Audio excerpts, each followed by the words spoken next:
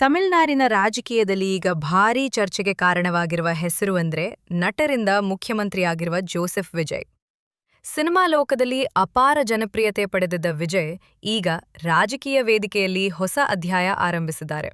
ಮುಖ್ಯಮಂತ್ರಿಯಾಗಿ ಅಧಿಕಾರ ಸ್ವೀಕರಿಸಿದ ತಕ್ಷಣವೇ ಜನರಿಗೆ ಹತ್ತಿರವಾಗುವ ಪ್ರಯತ್ನ ಆರಂಭಿಸಿರುವ ಅವರು ಸಿಎಂ ಕಚೇರಿಯನ್ನೇ ಸಾಮಾನ್ಯ ಜನರಿಗೆ ತೆರೆದಿಟ್ಟಿರುವುದು, ಅಧಿಕಾರಿಗಳೊಂದಿಗೆ ಸರಳವಾಗಿ ನಡೆದುಕೊಳ್ಳುವುದು, ಅನಗತ್ಯ ಆರ್ಭಟಗಳನ್ನು ಕಡಿಮೆ ಮಾಡುವುದು ಮುಂತಾದ ಕ್ರಮಗಳಿಂದ ಜನರಲ್ಲಿ ಹೊಸ ನಿರೀಕ್ಷೆ ಹುಟ್ಟಿಸಿದ್ದಾರೆ. ಸಿನಿಮಾದ ವಿಜಯ್ ಅಲ್ಲ, ಜನರ ವಿಜಯ್ ಅನ್ನೋ ಇಮೇಜ್ ಕಟ್ಟಿಕೊಳ್ಳಲು ಅವರು ಪ್ರಯತ್ನಿಸುತ್ತಿದ್ದಾರೆ ಅನ್ನೋ ಮಾತುಗಳು ತಮಿಳುನಾಡಿನಲ್ಲಿ ಕೇಳಿಬರ್ತಿವೆ. ಆದರೆ ವಿಜಯ್ ಸರ್ಕಾರ ಅಧಿಕಾರಕ್ಕೆ ಬಂದಿದ್ದು ಇನ್ನೂ ಹೆಚ್ಚು ದಿನವಾಗಿಲ್ಲ. ಆಡಳಿತದ ಹಿಡಿತ ಸಂಪೂರ್ಣವಾಗಿ ಬಲವಾಗುವ ಮುನ್ನವೇ ರಾಜಕೀಯ ವಿರೋಧಿಗಳು ದಾಳಿ ಆರಂಭಿಸಿದ್ದಾರೆ. ವಿಶೇಷವಾಗಿ ಡಿಎಂಕೆ ನಾಯಕರು ವಿಜಯ್ ಸರ್ಕಾರದ ಪ್ರತಿಯೊಂದು ಹೆಜ್ಜೆಯನ್ನು ಸೂಕ್ಷ್ಮವಾಗಿ ಗಮನಿಸುತ್ತಿದ್ದಾರೆ. ಇದೇ ನಡುವೆ ಡಿಎಂಕೆ ಶಾಸಕ ಅನಿತಾ ರಾಧಾಕೃಷ್ಣನ್ ನೀಡಿರುವ ಹೇಳಿಕೆ ರಾಜಕೀಯ ಸಂಚಲನ ಸೃಷ್ಟಿಸಿದೆ. ಪಕ್ಷದ ಕಾರ್ಯಕ್ರಮವೊಂದರಲ್ಲಿ ಮಾತನಾಡಿದ ಅವರು, ವಿಜಯ್ ಅವರ ಟಿವಿಕೆ ಸರ್ಕಾರ ಕೇವಲ 6 ತಿಂಗಳ ಅತಿಥಿ ಮಾತ್ರ. ಆಡಳಿತ ನಡೆಸುವ ಅನುಭವ ಇಲ್ಲದ ಕಾರಣ ರಾಜ್ಯದಲ್ಲಿ ಅರಾಜಕತೆ ಉಂಟಾಗಲಿದೆ. ಕೊನೆಗೆ ಈ ಸರ್ಕಾರ ಕುಸಿದು ಮತ್ತೆ ಡಿಎಂಕೆ ಸರ್ಕಾರ ಅಧಿಕಾರಕ್ಕೆ ಬರುತ್ತದೆ. ಎಂಕೆ ಸ್ಟಾಲಿನ್ ಮತ್ತೆ ಮುಖ್ಯಮಂತ್ರಿಯಾಗುತ್ತಾರೆ ಎಂದು ನೇರ ಭವಿಷ್ಯವಾಣಿ ನುಡಿದಿದ್ದಾರೆ. ಈ ಹೇಳಿಕೆ ಸಾಮಾನ್ಯ ರಾಜಕೀಯ ಟೀಕೆ ಅಷ್ಟೇ ಅಲ್ಲ, ಅದರ ಹಿಂದೆ ಡಿಎಂಕೆಯ ರಾಜಕೀಯ ಲೆಕ್ಕಾಚಾರವೂ ಇದೆ ಎನ್ನಲಾಗುತ್ತಿದೆ. ಯಾಕಂದ್ರೆ ವಿಜಯ್ ಈಗ ಜನರ ಗಮನ ಸೆಳೆಯುವ ರೀತಿಯಲ್ಲಿ ಕೆಲಸ ಆರಂಭಿಸಿದ್ದರೂ ಆಡಳಿತ ಅನ್ನೋದು ಸಿನಿಮಾ ಡೈಲಾಗ್ ಅಥವಾ ಅಭಿಮಾನಿಗಳ ಕೂಗಿನಿಂದ ಮಾತ್ರ ಸಾಗುವುದಿಲ್ಲ. ಸಾವಿರಾರು ಅಧಿಕಾರಿಗಳ ಕೆಲಸದ ಕ್ರಮ, ಹಣಕಾಸಿನ ಒತ್ತಡ, ಮೈತ್ರಿ ರಾಜಕೀಯ, ಆಡಳಿತ ನಿರ್ಧಾರಗಳು, ಜನರ ನಿರೀಕ್ಷೆಗಳು ಇವೆಲ್ಲವನ್ನೂ ಒಂದೇ ಸಮಯದಲ್ಲಿ ನಿಭಾಯಿಸಬೇಕಾಗುತ್ತದೆ.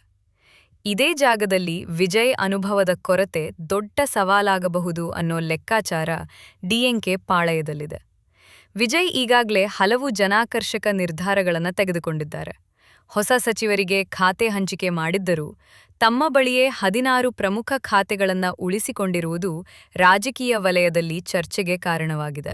ಒಂದೆಡೆ ಇದನ್ನ ಪೂರ್ಣ ನಿಯಂತ್ರಣ ತನ್ನ ಕೈಯಲ್ಲಿ ಇರಿಸಿಕೊಳ್ಳುವ ಪ್ರಯತ್ನ ಎಂದು ಕೆಲವರು ನೋಡುತ್ತಿದ್ದರೆ, ಮತ್ತೊಂದೆಡೆ ಅನುಭವ ಇಲ್ಲದ ಕಾರಣ ಯಾರ ಮೇಲೂ ಸಂಪೂರ್ಣ ನಂಬಿಕೆ ಇಡಲು ವಿಜಯ್ ಹಿಂಜರಿಯುತ್ತಿದ್ದಾರೆ ಎನ್ನುವ ಮಾತುಗಳು ಕೇಳಿಬರುತ್ತಿವೆ.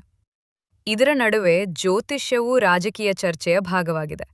ವಿಜಯ್ ಸರ್ಕಾರದ ಭವಿಷ್ಯದ ಬಗ್ಗೆ ಭವಿಷ್ಯ ನುಡಿದಿದ್ದ ಜ್ಯೋತಿಷಿ ರಿಕ್ಕಿ ರಾಧನ್ ಪಂಡಿತ್ ಅವರನ್ನ ವಿಜಯ್ ವಿಶೇಷ ಕರ್ತವ್ಯಾಧಿಕಾರಿ ಹುದ್ದೆಯಿಂದ ಕೆಳಗಿಳಿಸಿರುವುದು ಮತ್ತೊಂದು ಕುತೂಹಲ ಹುಟ್ಟಿಸಿದೆ. ಆಡಳಿತದಲ್ಲಿ ಸರಳತೆ ತರಲು ವಿಜಯ್ ಪ್ರಯತ್ನಿಸುತ್ತಿದ್ದಾರೆ ಎನ್ನಲಾಗುತ್ತಿದ್ರೂ ರಿಕ್ಕಿ ರಾಧನ್ ನಂತರ ಮತ್ತೊಂದು ದೊಡ್ಡ ಭವಿಷ್ಯವಾಣಿ ಮಾಡಿದ್ದಾರೆ.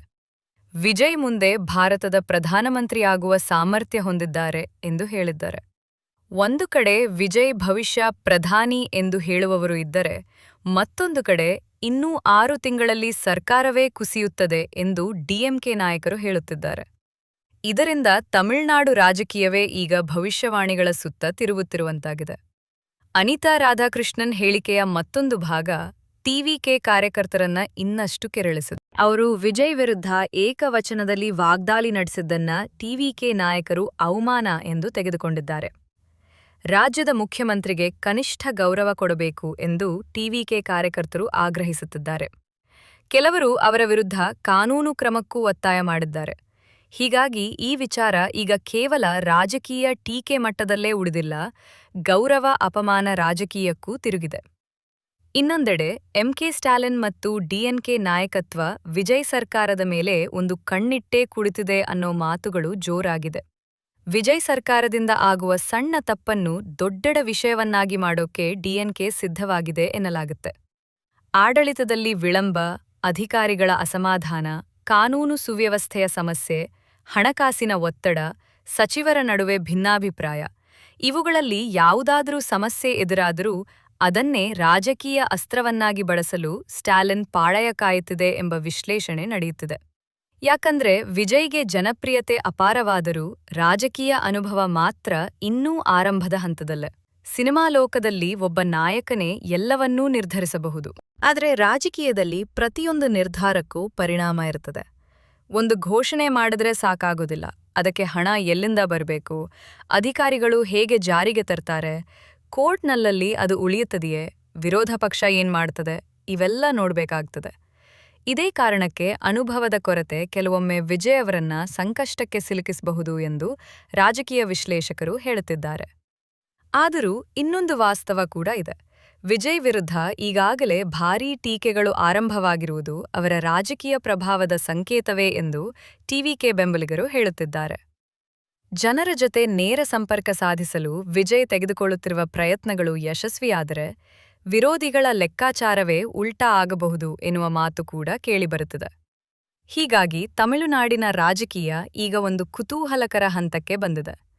ವಿಜಯ್ ನಿಜವಾಗಿಯೂ ಹೊಸ ರಾಜಕೀಯ ಪರಿವರ್ತನೆ ತರ್ತಾರಾ ಅಥವಾ ಅನುಭವದ ಕೊರತೆಯಿಂದ ವಿರೋಧಿಗಳ ಟೀಕೆ ಸತ್ಯವಾಗ್ತದೆಯಾ ಅನ್ನೋ ಪ್ರಶ್ನೆಗೆ ಮುಂದಿನ ಕೆಲವು ತಿಂಗಳುಗಳೇ ಉತ್ತರ ಕೊಡ್ಲಿವೆ.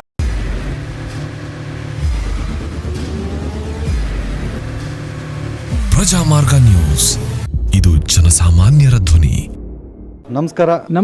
ನೀವು ನೋಡ್ತಾ ಇದ್ದೀರಾ ಪ್ರಜಾಮಾರ್ಗ ನ್ಯೂಸ್. ರಾಷ್ಟ್ರದ ರಾಜ್ಯದ ರಾಜಕೀಯದ ಬಗ್ಗೆ ಹೆಚ್ಚಿನ ಸಿನಿಮಾ ಅಪ್ಡೇಟ್ಗಳಿಗಾಗಿ ಫಸ್ಟ್ ಲೈಕ್ ಮಾಡಿ, ಸಬ್ಸ್ಕ್ರೈಬ್ ಆಗಿ, ಹಾಗೆ ಫಾಲೋ ಕೂಡ ಮಾಡಬೇಕು.